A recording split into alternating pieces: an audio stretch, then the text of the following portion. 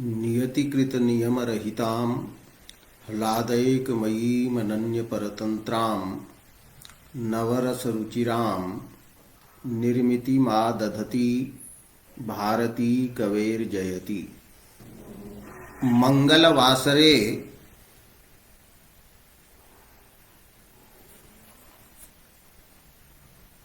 अनन्वयालंकारस्य विषये प्रतिपादितम्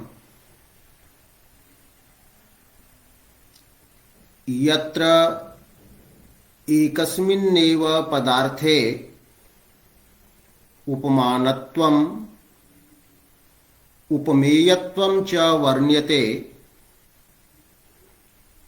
तत्र अनन्वयालंकारः भवति। यथा सा नितंबिनी नितंबिनी इव वर्तते। नितंबिनीति पदवाच्या या नायिका सा एका एव। तत्रैव उपमेयत्वं तत्रैव उपमानत्वं च वर्णितम्। अनन्वयालंकारः अपि सादृश्य मूलः अलंकारः। अत्रापि इव शब्दस्य प्रयोगः वर्तते। अतः सादृश्यम् इहापि अस्ति। एवं वक्तुं शक्यते यत् एकनिष्ठं चमत्कारी साधर्म्यं सादृश्यं वा अनन्वयः अस्ति। तदा प्रश्नः भवति सादृश्यं तु भेद घटितं भेदे एव भवति। तर्हि कथम अत्र सादृश्यम्? अत्र टीकाकाराः केचन वदन्ति यत् एकः एव पदार्थः अवस्था विशेषेण भिन्नः भवितुम् अर्हति। अत्र भेदः वस्तुतः कल्पितः भवति, अभेदः वास्तवः भवति। अतः इव पदम् अत्र आरोपित भेद विशिष्टस्य साधर्म्यस्य बोधकं वर्तते। अनन्वयालंकारे प्रतीयते द्वितीयस्य सदृशस्य निषेधः व्यवच्छेदः। नितंबिन्याः पदार्थान्तरेण नास्ति सादृश्यं। यदि तस्याः सादृश्यं वर्णनीयं तदा नितंबिन्या एव वर्णयितुं शक्यते। अनन्वयालंकार प्रकरणे आलंकारिकैः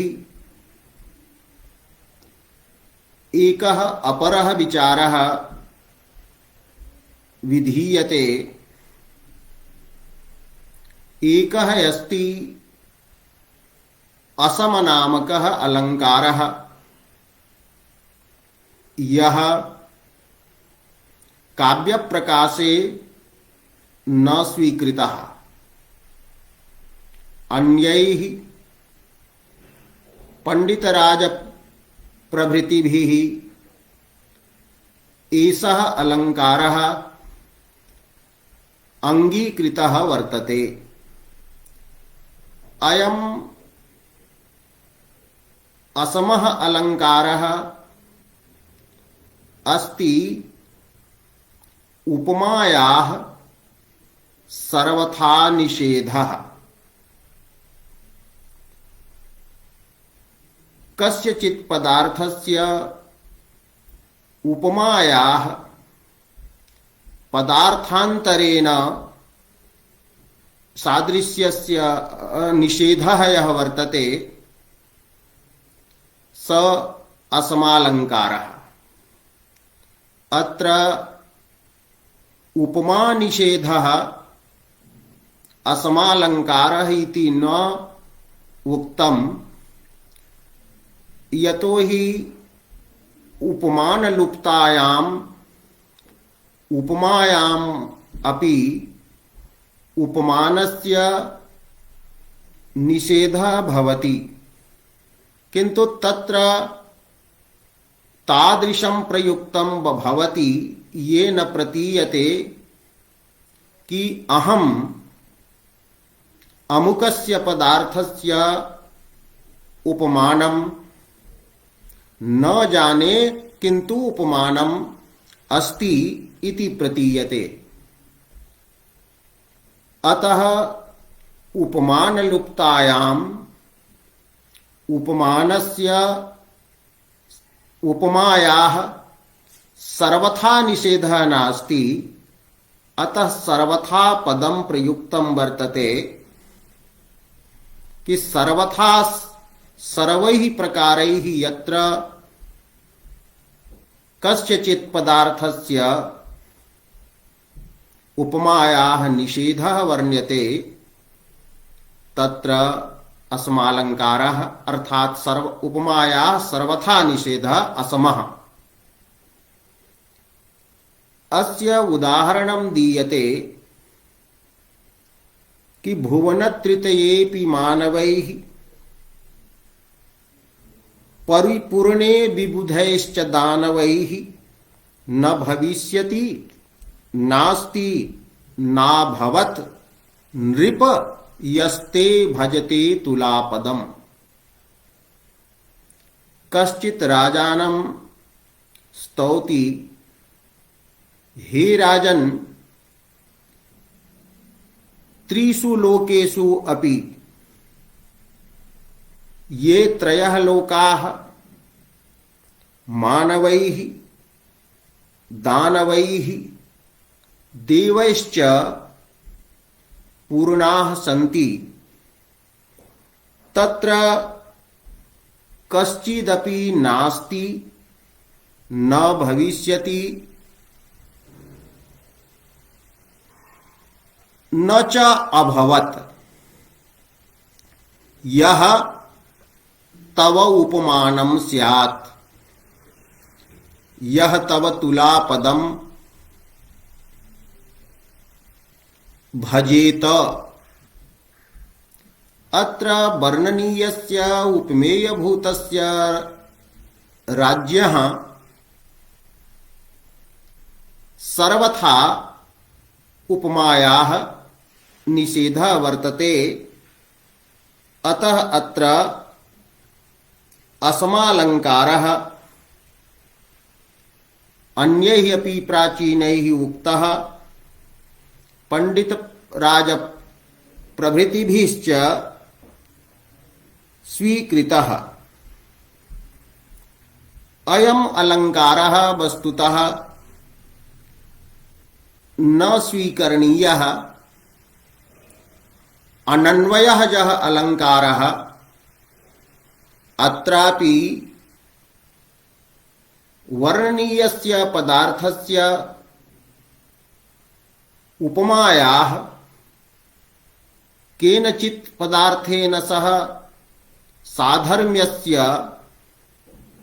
सर्वथा निषेधः प्रतीयते। अतः अनन्वयालंकारे अनन्वयालंकारध्वनिः एतादृशेषु स्थलेषु स्वीकरणीयः। ये साहित्यशास्त्रविदः ते विदन्ति एव यत् अलंकाराणां द्विधा दशा वर्तते, वाच्यदशा प्रतीयमानदशा च। यदा अलंकाराः प्राधान्येन व्यज्यन्ते तदा ते अलंकारध्वनिशब्देन ब्राह्मणश्रमणन्यायेन उच्यन्ते। ध्वन्यमानाः अलंकाराः यद्यपि अलंकार्याः भवन्ति न तु अलंकारस्य सौन्दर्यस्य साधनानि भवन्ति, किन्तु वाच्यदशायां यत् अलंकारे सौन्दर्य साधनत्वं वर्तते तत् ध्वन्यमानदशायां सौन्दर्य साधनत्वस्य अभावे अपि भूतपूर्वां गतिम् आश्रित्य अलंकार शब्देन एते व्यपदिश्यन्ते। अतः अनन्वयालंकारः क्वचन वाच्यरूपः भवति, क्वचन च ध्वन्यमानरूपः। अतः असमालंकारस्य यत् उदाहरणं दत्तं वर्तते भुवनत्रितयेऽपि मानवैः परिपूर्णे विबुधैश्च दानवैः इत्यादि, अत्र असमालंकारः नास्ति, अपितु अनन्वयालंकारस्य ध्वनिः वर्तते। अतः पृथक् असमनामकः अलंकारः न स्वीकरणीयः इति केषाञ्चन व्याख्याकृतां मतं वर्तते। केचन वदन्ति यत् असमालंकारः अलंकारः नास्ति, अपितु उपमायाः अभावः यत्र वर्तते, उपमायाः अभावः एव अत्र चमत्कारी भवति। यथा क्वचित्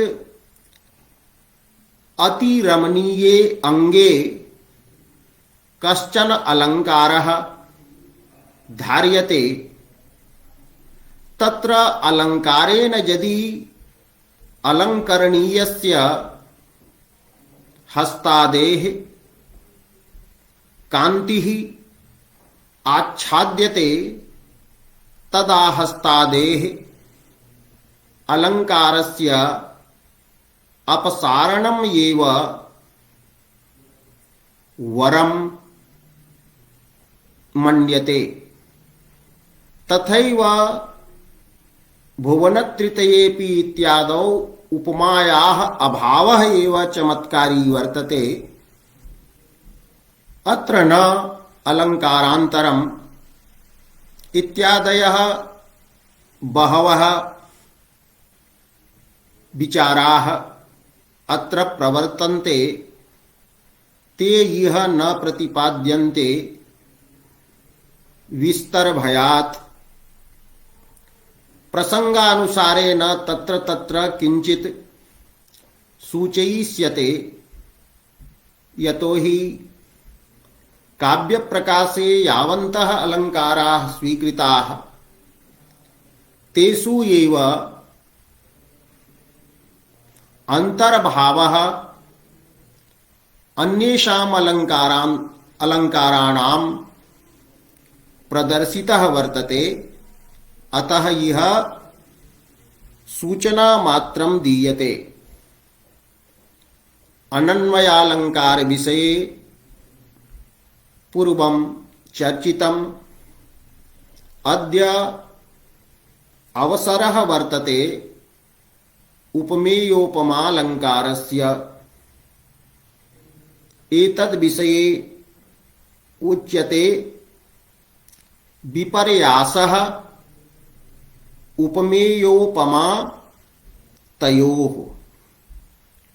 तयोः उपमेयोपमानयोः यह विपर्यासः वर्तते।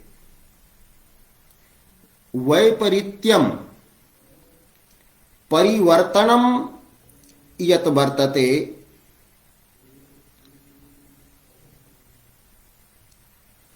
तत्परिवर्तनं विपर्यासः उपमेयोपमा उच्यते।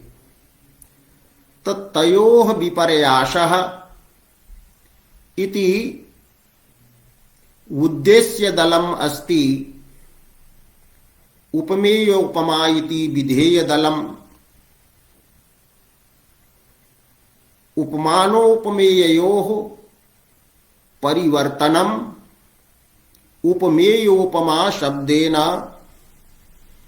निगद्यते। वृत्तौ लिख्यते तयोः उपमानोपमेययोः परिवृत्तिः परिवर्तनं भवति। तर्हि प्रश्नः भवति,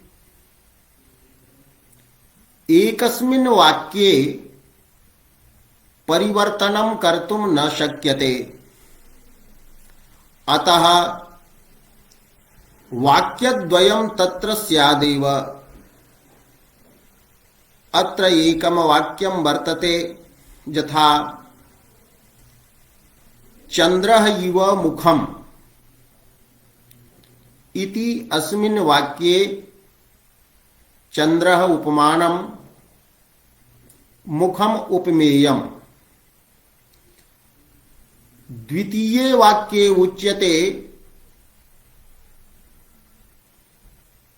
मुखम् इव चंद्रः। तर्हि प्रथमे वाक्ये यत् यह चंद्रः उपमानम् आसीत्, स द्वितीये वाक्ये उपमेयः जातः। प्रथम वाक्ये मुखम यद उपमेयम् आसीत् तत् द्वितीये वाक्ये उपमानं जातम्। एवं उपमाने उपमेयत्वस्य उपमेये उपमानत्वस्य च वर्णनं भवति। एवं परिवृत्तिः अत्र भवति परिवर्तनम्। चंद्रगतम् उपमानत्वं मुखगते उपमेये मुखरूपे उपमेये आगच्छति। मुखनिष्ठम् उपमेयत्वं चंद्रे वर्ण्यते। एवं द्वयोः वाक्ययोः यत्र उपमानोपमेयत्वस्य परिवर्तनं यत् वर्तते तदेव उपमेयोपमा उच्यते।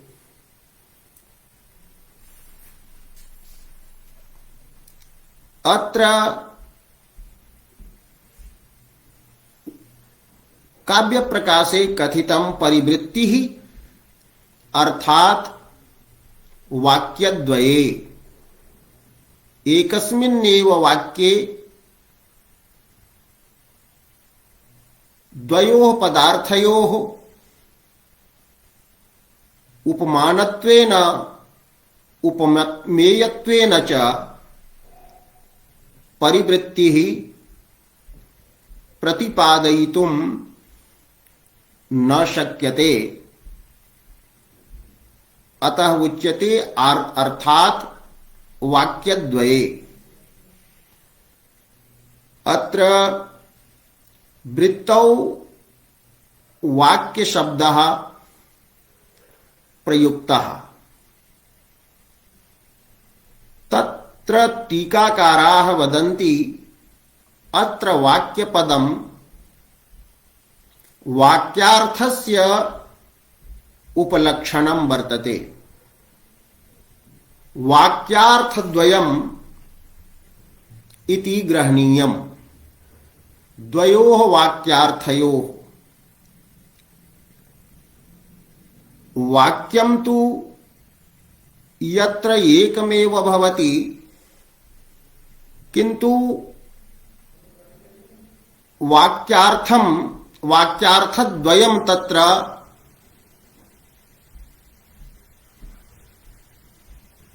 विधीयते। तत्रापि उपमेयोपमा स्यात्। एतदर्थं वाक्यपदं यत्र वाक्यार्थपरं वाक्यार्थस्य उपलक्षणं स्वबोधकत्वे सति स्वेतरबोधकत्वम्। अत्र वाक्यपदं वाक्यमपि बोधयति, वाक्यार्थम् अपि बोधयति। एतेन किं जातम्? एकं वाक्यं भवति। यदि एवम् उच्यते राम रावणौ मिथः तुल्यौ। राम रावणयोः मिथः परस्परं सादृश्यं वर्तते। तो मिथः इति पदं प्रयुक्तम्।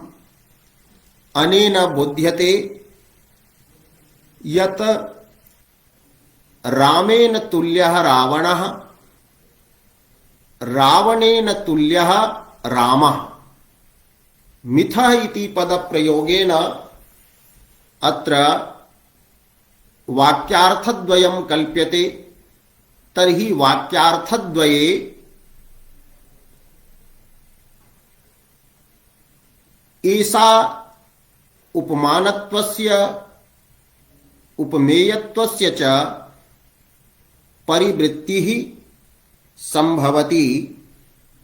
अतः वाक्यपदं वाक्यार्थस्यापि उपलक्षकम् अस्ति।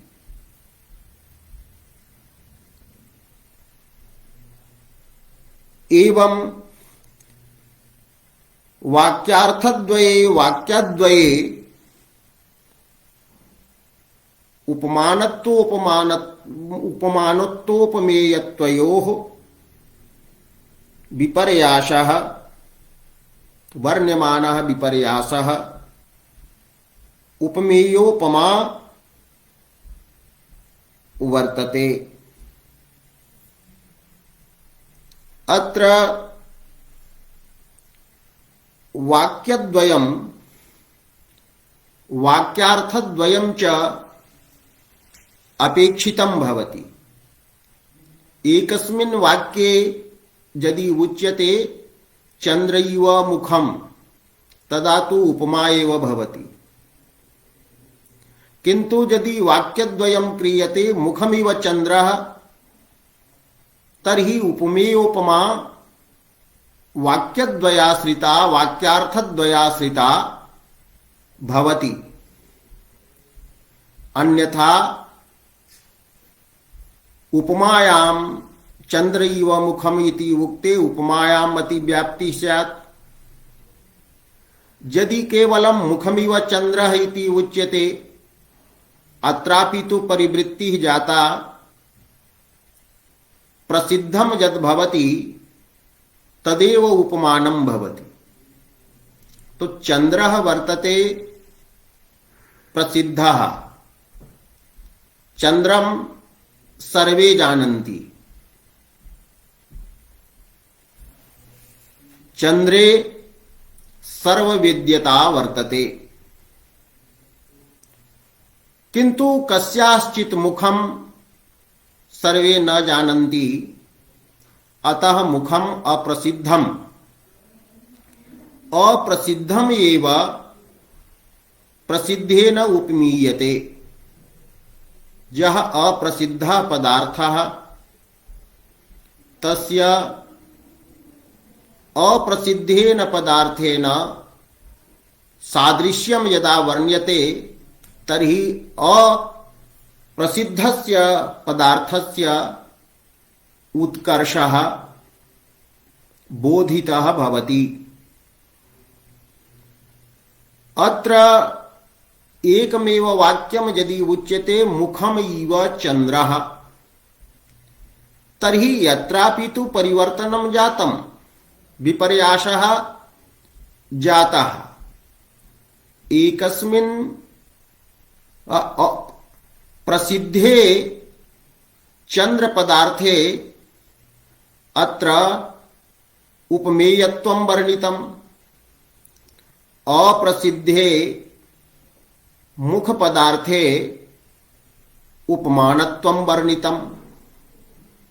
पूर्वं प्रतिपादितम् एव वर्तते यदनन्तराः इवादयः भवन्ति तदर्थे एव एते उपमानत्वं द्योतयन्ति इति उपमा प्रकरणे प्रतिपादितम् अस्ति। तर्हि मुखम इव चंद्रः यत्रापि तु एकस्मिन् वाक्ये परिवृत्तिः जाता, तर्हि अत्रापि उपमेयोपमा स्यात्। किन्तु एतादृशे स्थले प्रतीपालंकारः स्वीक्रियते, यत्र उपमेयस्य उपमानत्वं विधीयते तत्र प्रतीपालंकारः स्वीकृतः। तो मुखम इव चंद्रः इति कथनेन इति वाक्ये प्रतीपालंकारः वर्तते। अतः प्रतीपालंकारे लक्षणं न गच्छेत्, उपमालंकारे लक्षणं न गच्छेत्। एतदर्थं वाक्यद्वये इति कथनं, वाक्यार्थद्वये इति कथनं अनिवार्यं वर्तते।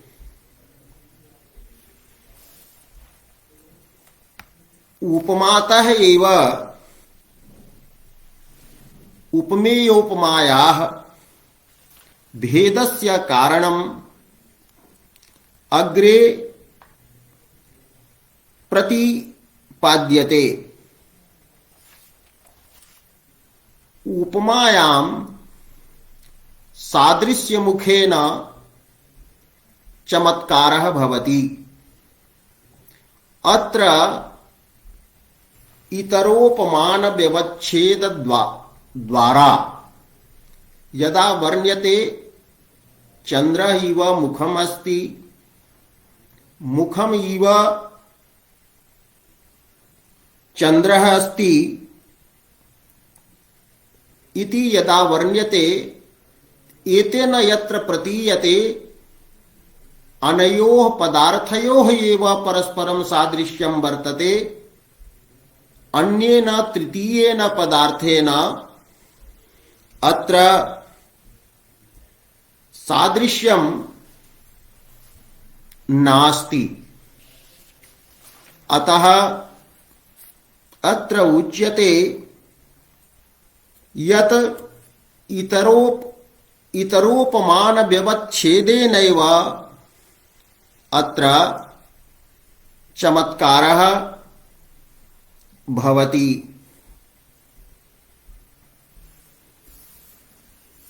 अत्र पुनः उच्यते उपमेयोपमा लक्षणे एतदपि यत्र वक्तव्यम् कि साधारण धर्मस्य उभयत्र एकत्वे सत्येव उपमेयोपमा भवति। साधारण धर्मः एकः एव विवक्षितः यदा स्यात् तदा उपमेयोपमा भवति। एतत् कथनं किमर्थम्? पूर्वं प्रतिपादितं वर्तते सविता विधवति विधुरपि सवितरति। अत्र क्विप प्रत्ययगता उपमा क्यच प्रत्यय क्विप प्रत्ययगता उपमा यत्र वर्तते। यदा प्रथमं वाक्यं वर्तते सविता विधवति तर्हि यत्र सवितरी यः धर्मः वर्तते स धर्मः सवितरी धर्मः विवक्षितः शीतकरत्वम् कि विधौ यथा शीतकरत्वम् शैत्य प्रदत्वं वर्तते तथैव सवितरी अपि वर्तते। पुनः अग्रे यदि उच्यते विधुरपि सवितरति तर्हि यत्र सवित्रीगतं यत् संतापकत्वं वर्तते तदेव संतापकत्वं विधौ वर्तते। अत्र वाक्यद्वये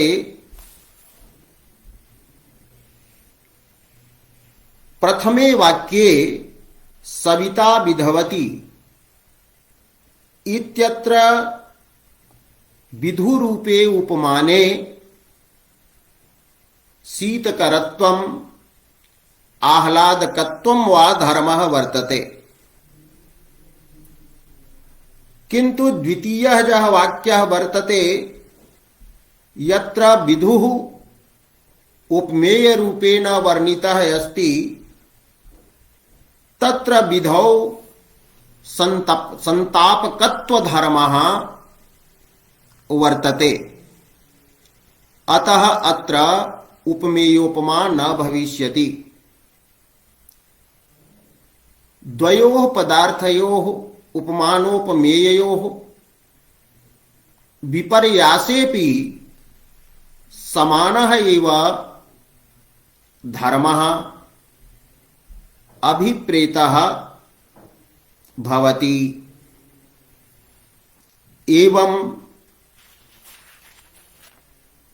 समान धर्मस्य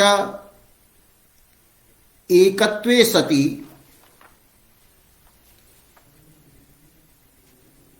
वाक्यद्वय वर्णितत्वे सति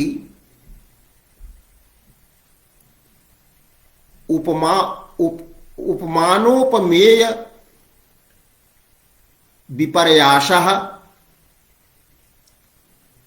इतरोपमान व्यवच्छेद परः विपर्यासः उपमेयोपमा वर्तते। उपमेयोपमा इति अस्य अलंकारस्य अन्वर्थं सार्थकं नाम वर्तते। उपमेयेन उपमा यत्र वर्णिता भवति उपमानेन तु उपमा उपमानेन तु सादृश्यम, उपमालंकारे वर्णितम भवति।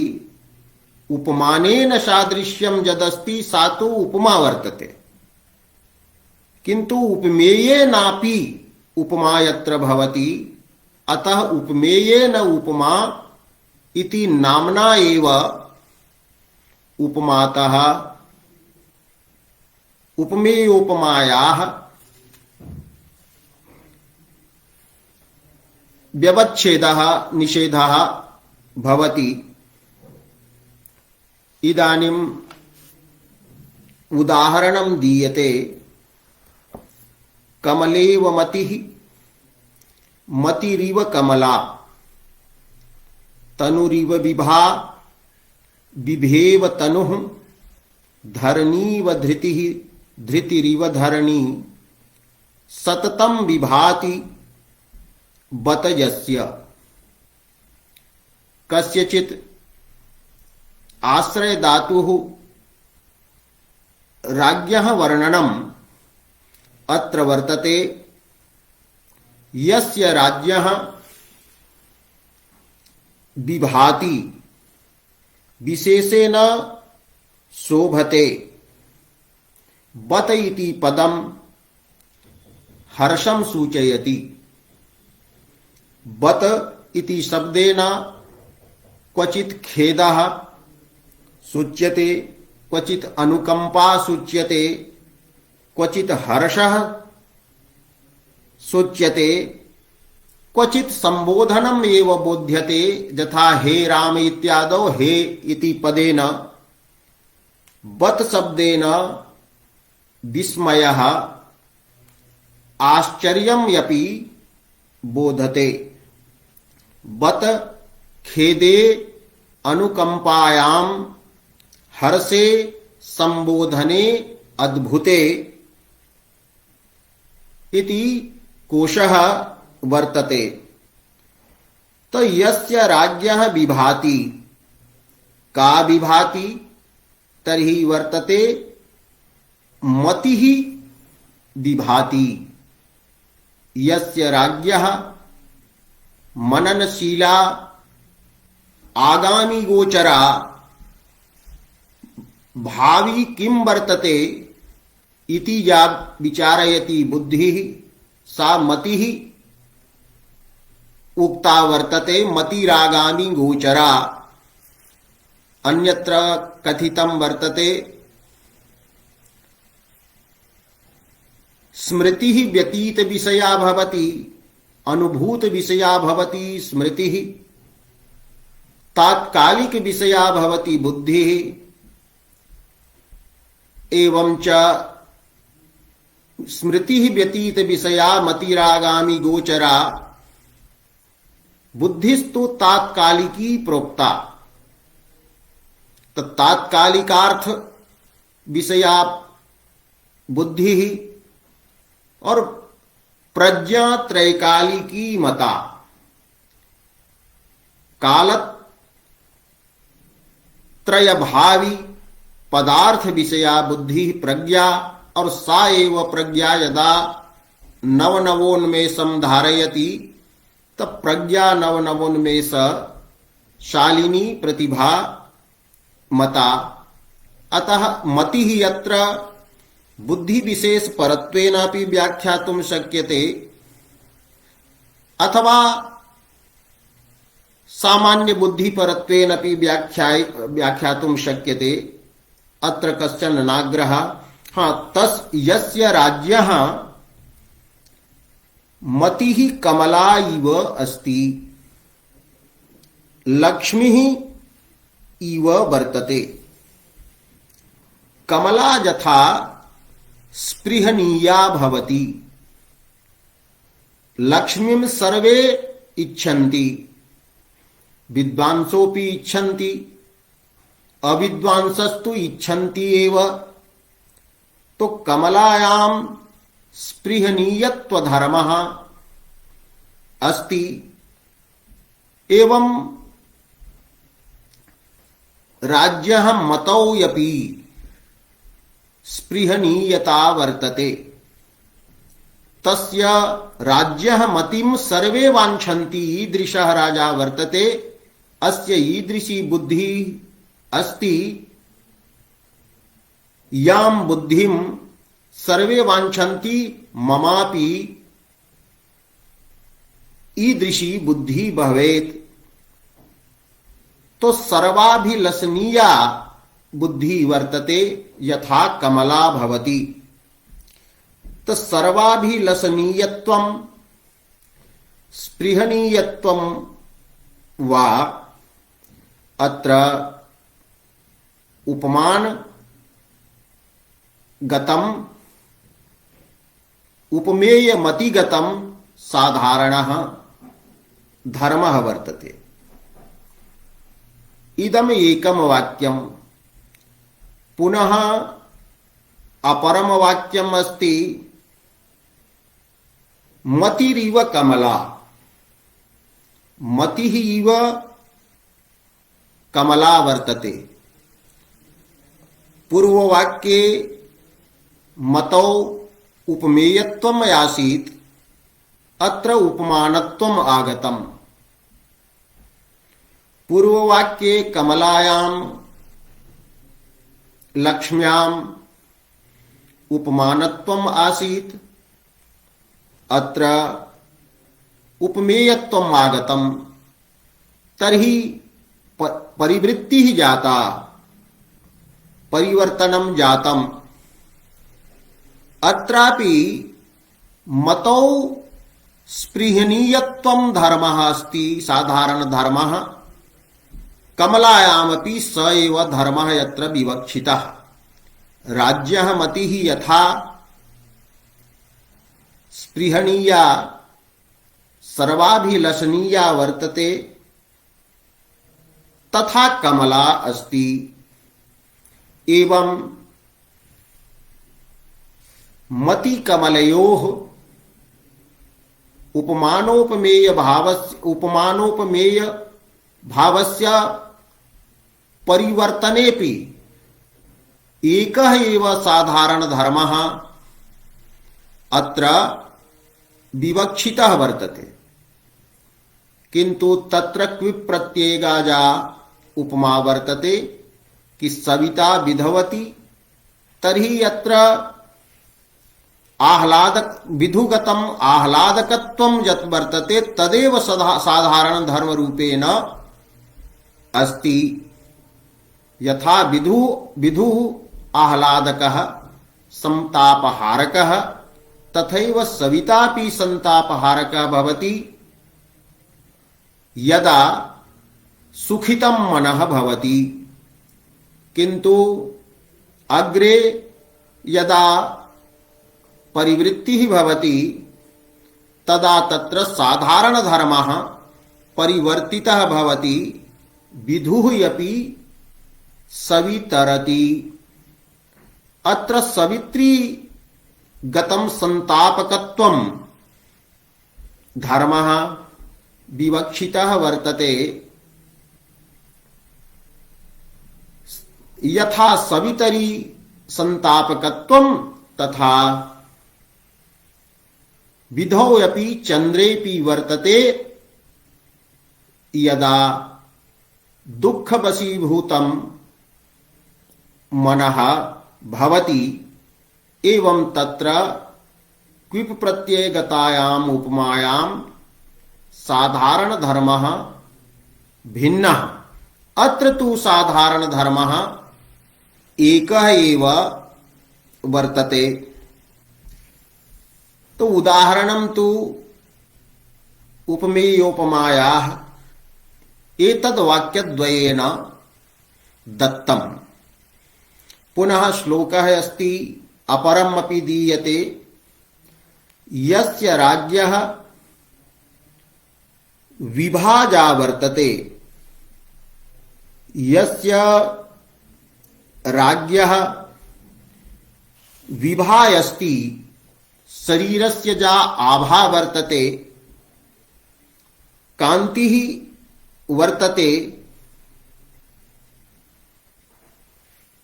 सा विभा तनुः इव अस्ति। तो यस्य राज्यः विभा राज्यः तनुः इव शरीरम इव वर्तते। अत्र विभा उपमेया वर्तते, तत्र उपमेयत्वम् अस्ति। तनुः इत्यत्र तनुपदवाच्ये शरीरे वर्तते उपमानत्वम्। अत्र साधारण धर्मः लुप्तः वर्तते, अस्ति प्रचितत्वम्। तनुः अस्य राज्यः प्रचिता वर्तते, वृद्धा वर्तते, विशाला वर्तते। तथैव आभायपि प्रचिता अस्ति, वृद्धा वर्तते, समेधिता वर्तते। यथा अस्य तनुः समृद्धा बलादिना आकारेण महती वा, तथैव विभायपि महती वर्तते। एवं अत्र साधारण धर्मः प्रचितत्वं महत्वं वा तत् उभयत्र वर्तते। यह तनुः उपमानं, विभा वर्तते उपमेया। पुनः अग्रिमे वाक्ये यस्य तनुः विभा इव अस्ति, अत्र तनौ उपमानत्वम् आगतम्, विभायाम् उपमेयत्वं परिवर्तितम् आगतम्। अत्रापि प्रचितत्वं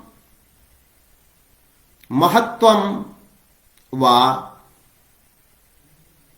समानः धर्मः एकः एव। उपमानोपमेय भावस्य परिवर्तनेपि स एव धर्मः भवेत्। अग्रे ददाति धरणीव धृतिः। यस्य राज्यः धृतिः या वर्तते, सा धृतिः धैर्यं धरणी इव वर्तते, पृथिवी इव वर्तते। यथा धरणी अति विस्तृता भवति, अति विस्तृतत्वं तत्र धर्मः वर्तते। सर्वं सहत्वं वर्तते, यतेव धरिण्याः नाम सर्वं सहा इति। तो सर्वसहत्वं, अति विशालत्वं यथा धरण्यां वर्तते, तथैव धृतौ धैर्ये अपि अस्ति। राज्यः धृतिः अपि अति विशाला। एवं सर्वापद सहनशीला वर्तते। उच्यते महतां विपदि धैर्य मथाभ्युदये क्षमा इत्यादि। तो विपत्तिभिः तस्य धृतिः अपाकरणीया, दवनीया, दूरीकरणीया न भवति। एवं धरणी यत्र उपमेया भवति, धरणी अत्र प्रथमवाक्ये उपमानं भवति, धृतिः उपमेया भवति। द्वयोः अतिविस्तृतत्वादिः अतिविस्तारादिः महत्वादिः सर्वसहत्वादिः साधारण धर्मः वर्तते। पुनः अन्यस्मिन् वाक्ये उच्यते यस्य धरणी धृतिः इव अस्ति। धृतौ यथा अति विस्तारः सर्वसहत्वम् तथैव तस्य राज्यः धरणी अपि अर्थात राज्यम् अपि तथैव वर्तते। अत्र वाक्ये धृतिरिव इति धृतिः धृतौ उपमानत्वं धरण्यां च उपमेयत्वं वर्णितं वर्तते। एवं उपमानोपमेययोः वाक्यवाक्यार्थद्वय गतम एक साधारण धर्म प्रयोज्यम इतर व्यवच्छेद फलकम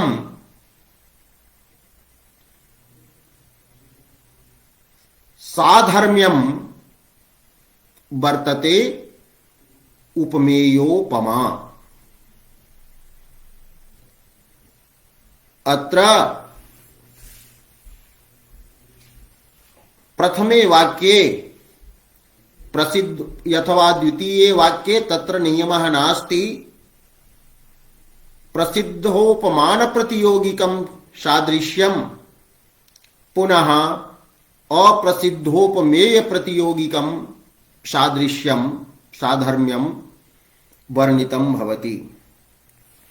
तो कमलेव मतिः मतिरिव कमला तनुरिव विभा विभेव तनुः धरणीव धृतिः धृतिरिव धरणी सततं विभाति बत यस्य।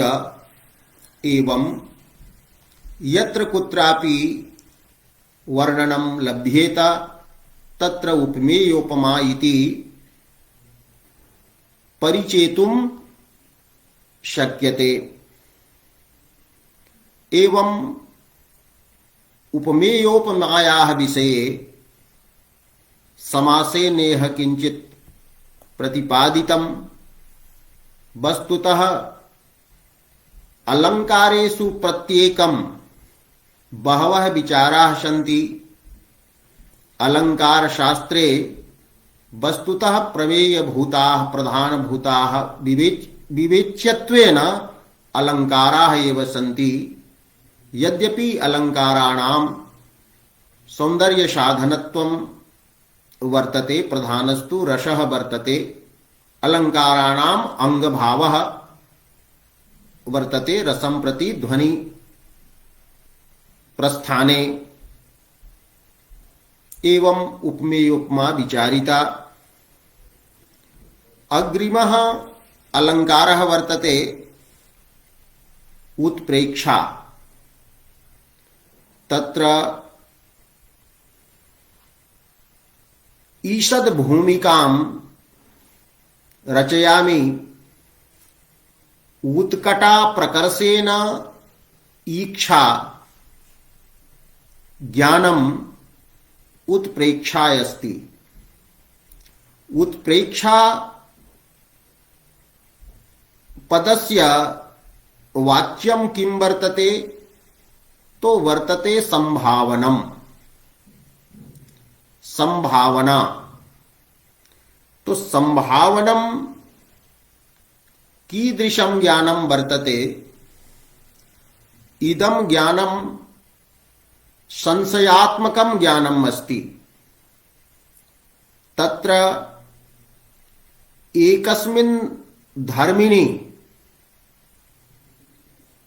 यत्र धर्मद्वयस्य समानत्वेन ज्ञानं भवति उभयकोटिकं यत्र यत् ज्ञानं स तु संशयः उच्यते। यथा रज्जुः अस्ति तर्हि रज्जु रूपे धर्मिणी किम तत्र रज्जुत्वम उत सर्पत्वम स्थानुपदवाच्ये शाखापत्र विहीने काष्ठे अंधकार वसेन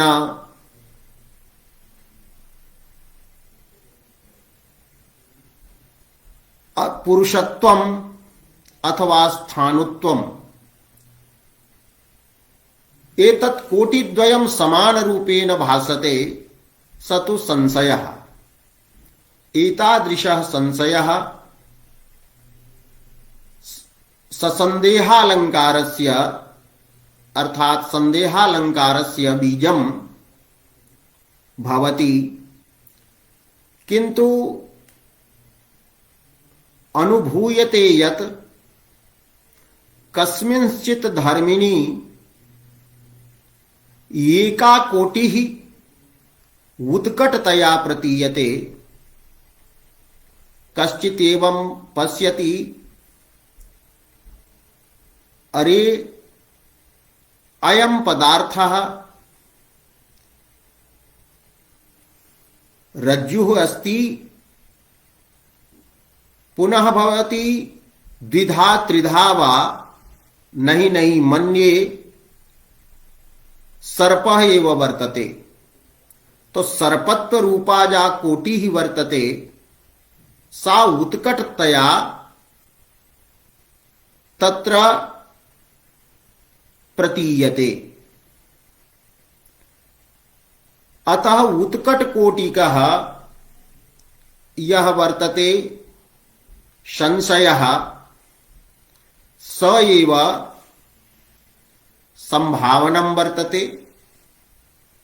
संभावना अस्ति, सा संभावना उत्प्रेक्षा कथ्यते। तो संभावनम् उत्कटकोटिकः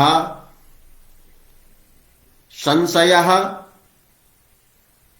यत् अस्ति संभावनम्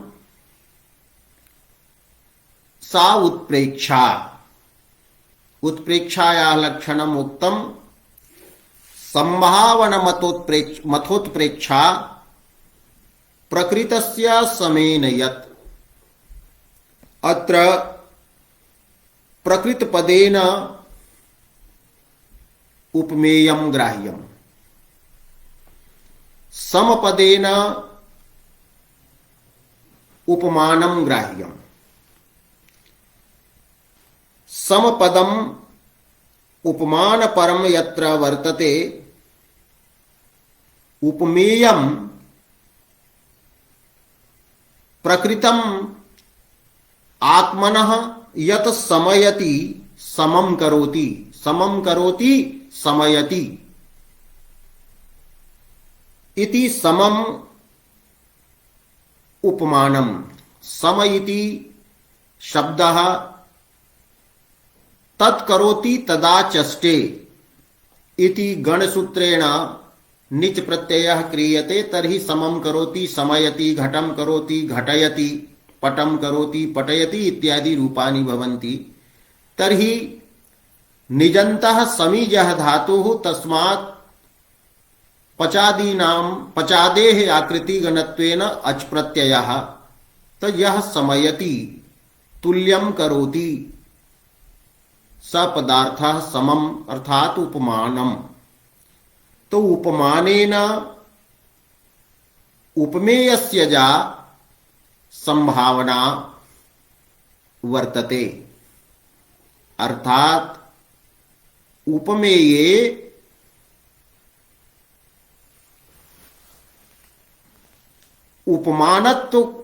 उपमानत्वोत्कट कोटिकः यः संशयः वर्तते, सः संभावनम् उत्प्रेक्षा उच्यते। किंतु अत्रापि संभावनायां कवि प्रतिभा विषयत्वम् अपेक्षितम्। अतएव मन्ये अयं सर्पः, मन्ये अयं स्थाणुः इत्यादि नोच्यते। एतद्विषये अग्रिमे दिने प्रतिपाद्यते। अत्र तु कालस्य अवशिष्टत्वेन भूमिका मात्रं विरचितम्। अद्य एतावदेव।